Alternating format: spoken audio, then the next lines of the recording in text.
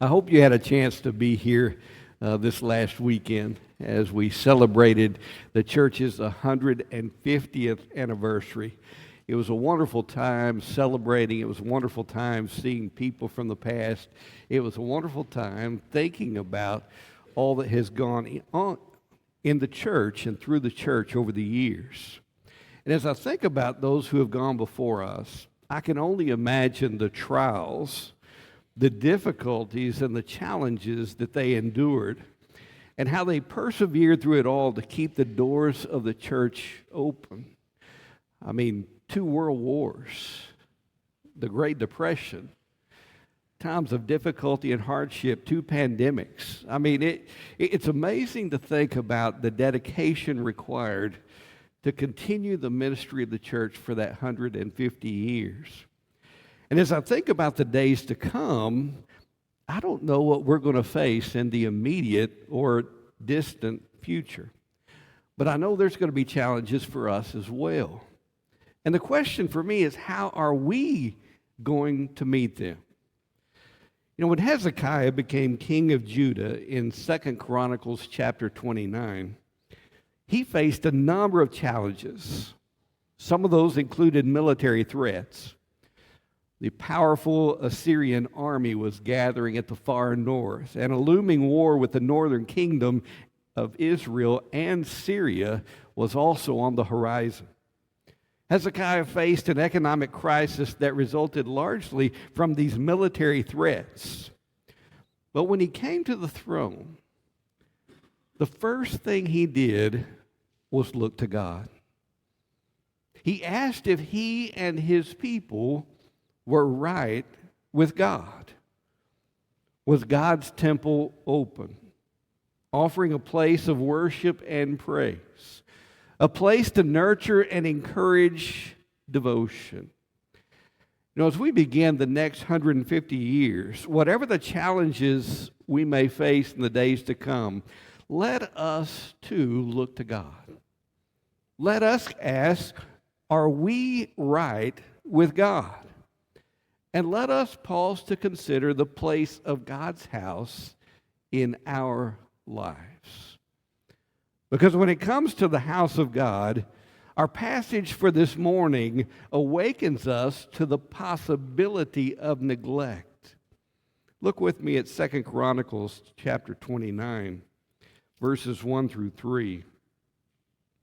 There we're told, Hezekiah became king when he was 25 years old. And he reigned 29 years in Jerusalem. And his mother's name was Abijah, the daughter of Zechariah. He did right in the sight of the Lord, according to all that his father David had done. In the first year of his reign, in the first month, he opened the doors of the house of the Lord and repaired them.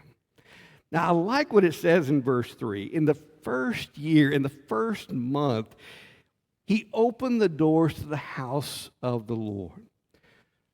But we might stop and ask, what in the world happened that the doors of the temple had been shut?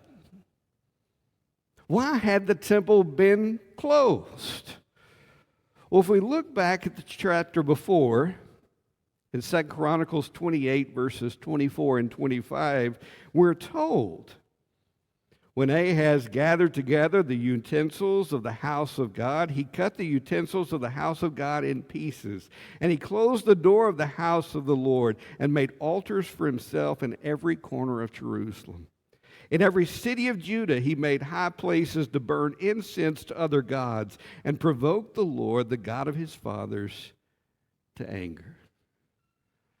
So under King Ahaz, the temple had been closed, and the people had increasingly turned to other gods.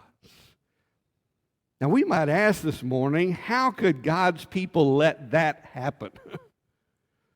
How could the temple, the center of worship, be so forgotten and neglected? How could the faith of God's people become so distorted and perverted? But today, do we really have to ask? Do we have to ask in a nation with countless empty church buildings? Do we have to ask in a denomination that claims 16 million members but has less than 6 million participate on any given Sunday? Do we have to ask when a typical church has fewer than half its resident members ever darken the doors? I don't think I'm getting on you this morning. You're here. But I want you to know where we stand and where we could potentially be heading. Churches all over are closing their doors. And some assume that First Baptist Brownwood will never be among them. I mean, after all, we've been around for 150 years. And many expect to be here the next 150 and beyond. God has blessed us with a wonderful history, with faithful and sacrificial servants in the past, with tremendous resources in buildings and generous givers as well. But to assume the doors will always be open may be assuming too much. I mean, after all, consider the temple in this passage. This was Solomon's temple, built by Solomon just over 200 years before Hezekiah. So for over 200 years, the temple had not only been the center of religious life, but the center of cultural life for the entire nation. Its beauty, splendor, and magnificence were known throughout the ancient world. It was built by the willing and sacrificial giving of people as far back as King David.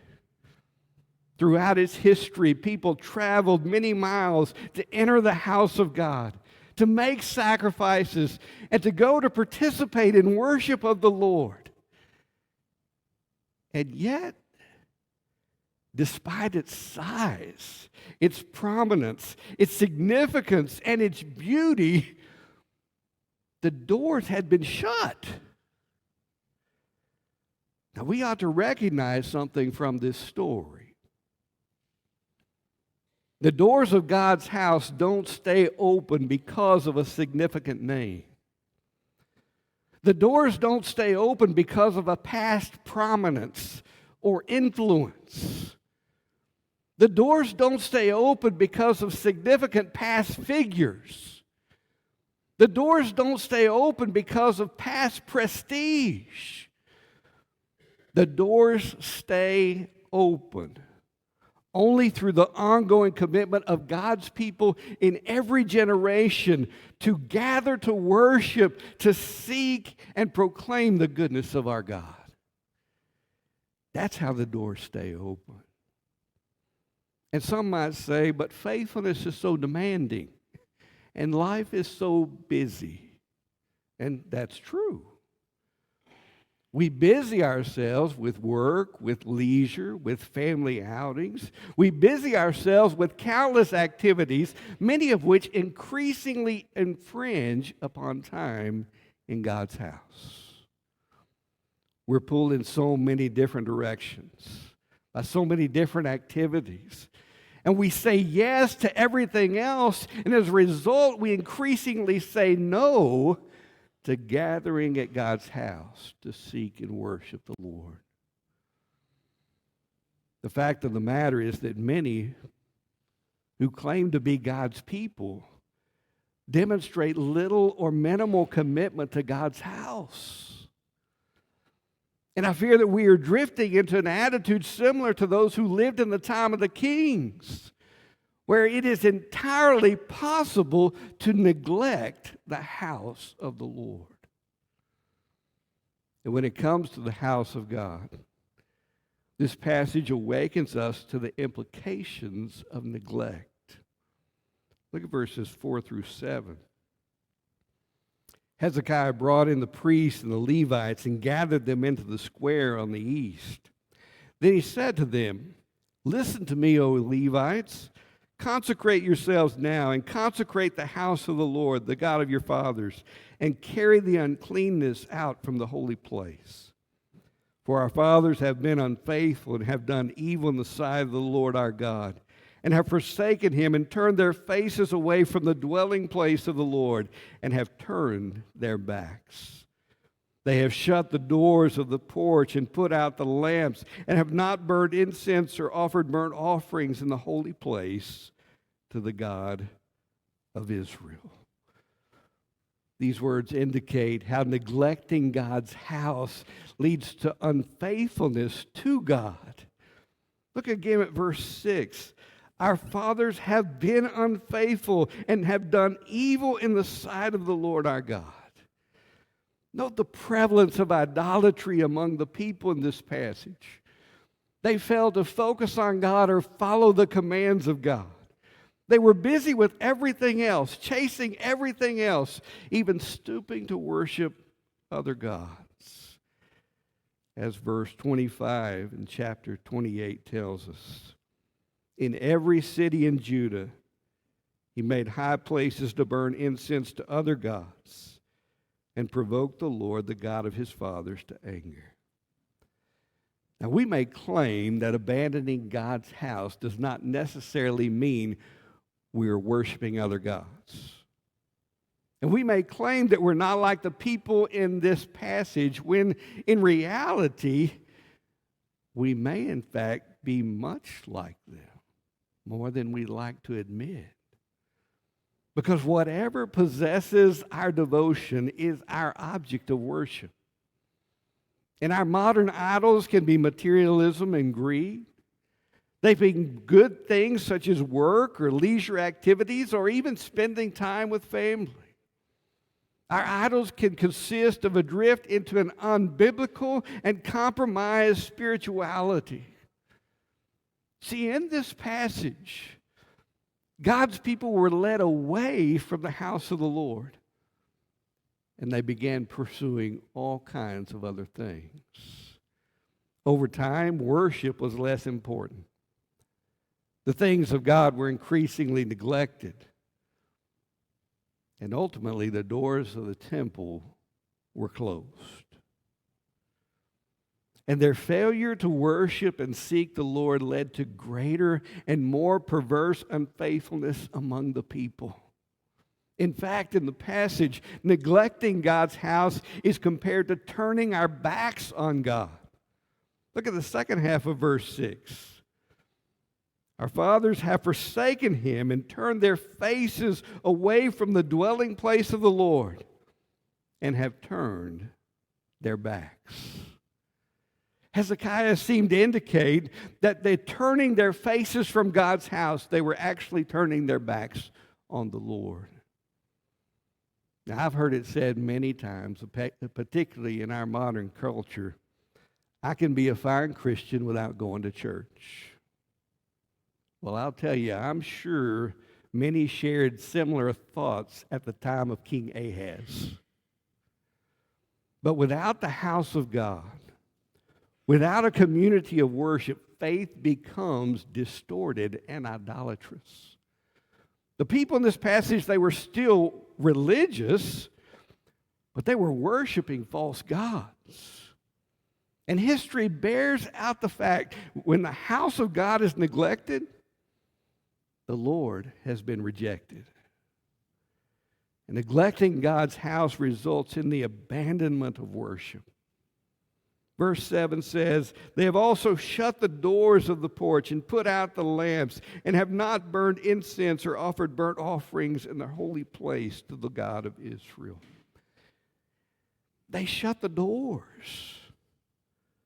They no longer burned incense. They no longer offered sacrifices.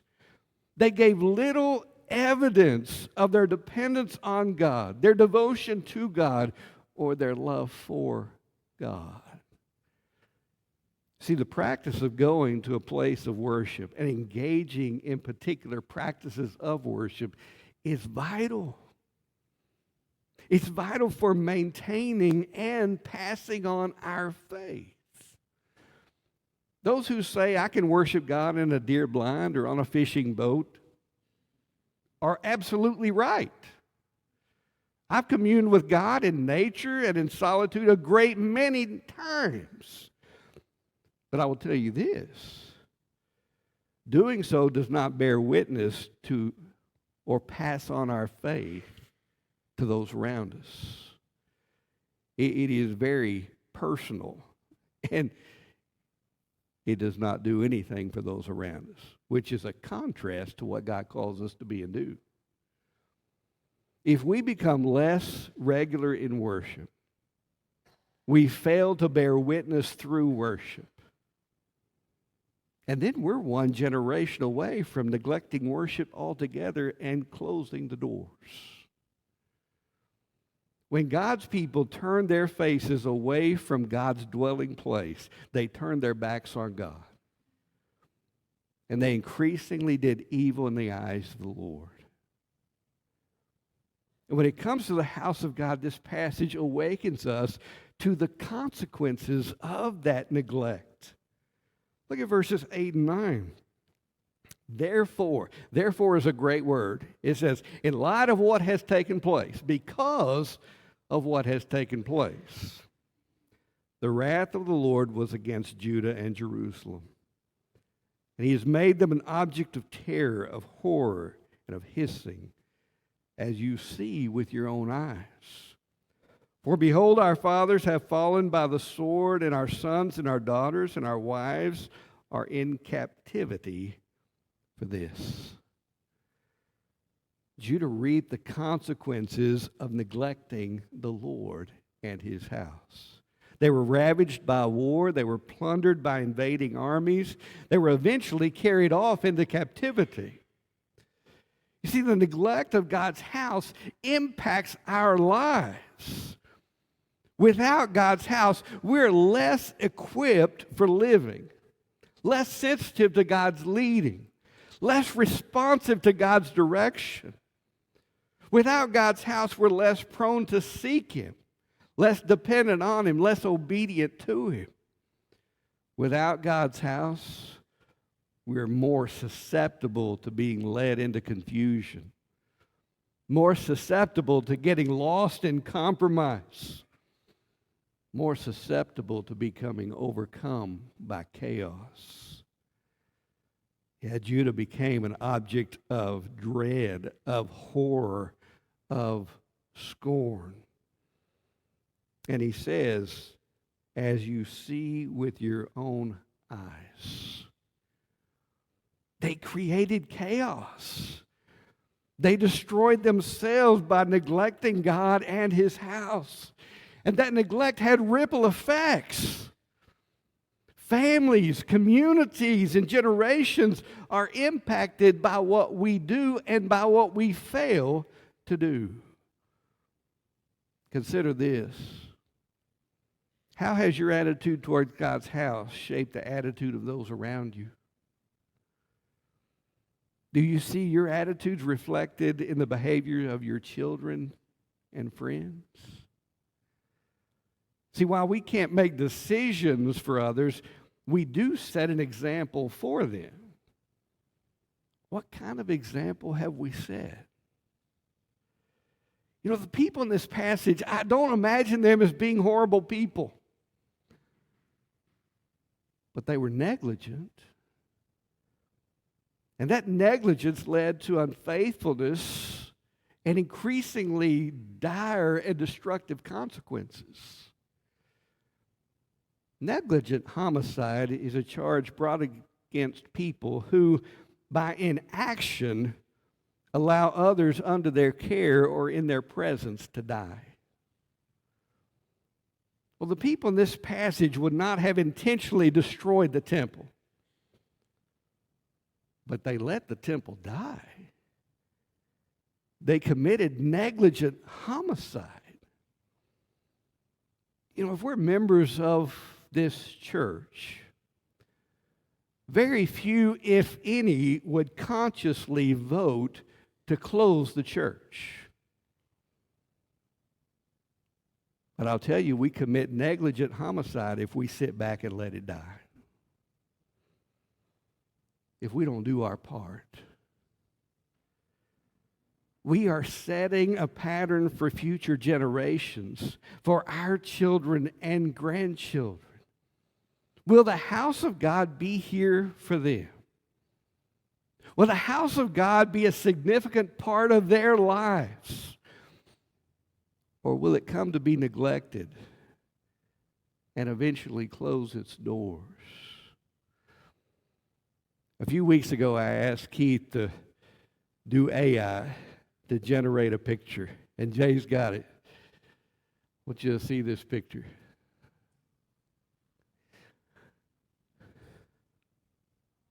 Can you see it? That's not like the painting we got last weekend, is it? Could you imagine this outcome for First Baptist Church right here in the heart of Brownwood, Texas, right across from Howard Payne University? Folks, God has entrusted us with His house to gather before Him in faith and devotion, to demonstrate our commitment to the Lord of Lords and King of Kings before a lost world.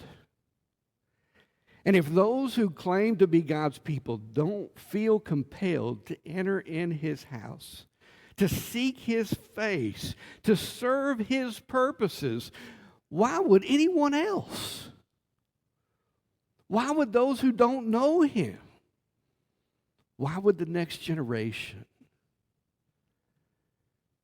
See, when it comes to the house of God, considering the past and considering the future can potentially awaken us to a radically different alternative. In chapter 29, we're told in verse 4 and 5 that Hezekiah brought in the priests and the Levites and gathered them into the square on the east. Then he said to them, "Listen to me, O Levites, consecrate yourselves now, and consecrate the house of the Lord, the God of your fathers, and carry the uncleanness out of the holy place." And then verse 10 and 11. "Now it is in my heart to make a covenant with the Lord God of Israel, that His burning anger may turn away from us. My sons, do not be negligent now, for the Lord has chosen you to stand before Him, to minister to Him, and to be His ministers and burn incense." When Hezekiah came to power, he saw the condition, but he knew an alternative was possible. He knew things could be different. And the passage challenges us to learn from the example of others. That when worship is neglected and God's house is abandoned, that negligence leads to unfaithfulness and dire consequences for everyone. You know, one of the things I enjoy doing is driving through towns and looking around at historical structures. And I want you to know, as I drive through towns, many of them are marked by closed and dilapidated churches. And communities with declining and closed churches are frequently marked by an increase in depression, drug abuse, domestic violence, all evidence of that destructive and downward spiral.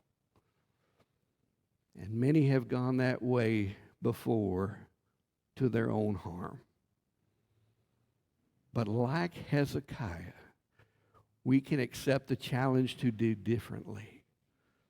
We're challenged to consecrate ourselves, as he calls in verse 5. "Listen to me, O Levites, consecrate yourselves now, and consecrate the house of the Lord, the God of your fathers, and carry the uncleanness out from the holy place." To consecrate ourselves is to be diligent about setting right our spiritual lives and rededicating ourselves to the Lord's service, particularly through His house. We're encouraged to dedicate ourselves to worship, to stand before the Lord, to serve Him and worship Him. So that verse 11 then says, "My sons, do not be negligent now, for the Lord has chosen you to stand before Him, to minister to Him, and to be His ministers and burn incense." He said, it's not too late. You have been chosen for such a time as this. If we are members here, it is our time to step up, to do our part, to carry the load for those who are going to come after us. And what's great is in this passage, Hezekiah led his nation in returning to the golden age of Israel, the time of David and Solomon. But he did it quite deliberately by returning to the house of God. Now today we can look back on the faithful example of so many who have gone before us. Hopefully we can look back on parents. I know I was so blessed with my parents and their faithfulness to God's church. Grandparents, leaders, teachers, people who have poured into us, set an example before us. Think about their dedication to God's house. Think about the way God has used them in your own life. And then what if we embraced our call to demonstrate that same kind of deep commitment to God's house? What if we consecrate ourselves in the house of the Lord? I believe that attitude also has a ripple effect. Because in the passage here, it started with Hezekiah. It spread to the priests and Levites and ultimately to the rest of the people. In the days of Hezekiah, there was a movement toward genuine revival. And where did it begin? It began with a commitment to God's house. As I think about the future, I want to ask you a question. What place will God have in your life? And maybe this morning God is responding with verse 11. Do not be negligent now, for the Lord has chosen you to stand before Him and serve Him, to minister before Him. This morning, do you know the Lord in a personal way? Do you know all that God has done for you? The good news is you can. I mean, that's why God came. That we might know Him, that we might relate to Him, that we might hear from Him, that we might walk in relationship with Him. And He made that available by sending Christ to die on the cross for our sins, to restore that broken relationship with God. Maybe this morning God is leading you to respond for the first time to say, God, I need that grace. I need what you've provided in Christ Jesus. Or perhaps you're here this morning and you have that relation of faith. But the question is, do you have that attachment to God's house? A place where you can express dependence on, devotion to, and love for the Lord. Well, we need such a place. It is vital to our own spiritual sustainability, but also in order to bear witness to a lost world. Perhaps this morning God is leading you to recommit to His house. To say, I want to be present in a place of worship. I want to be engaged. I want to be involved. I want to serve in a particular way. I want to be about inviting others to be a part of what God is doing in our midst. I want to pray for God's work. I want to contribute to God's work. I want to be a part of what God is doing in this place, in this community, and beyond. Not just for these days, but for the days to come. The Lord has chosen you to stand before Him, to serve Him. How will you respond? Or perhaps you're here this morning and you're in need of a church home, a place to belong, a place to get plugged in, a place to serve, not just for your own benefit, but for the benefit of others and those who come after us. We're an imperfect congregation, imperfect pastor, but we'd invite you to be a part. to surrender to what God is trying to do in our midst, to seek what God is doing through us in this community,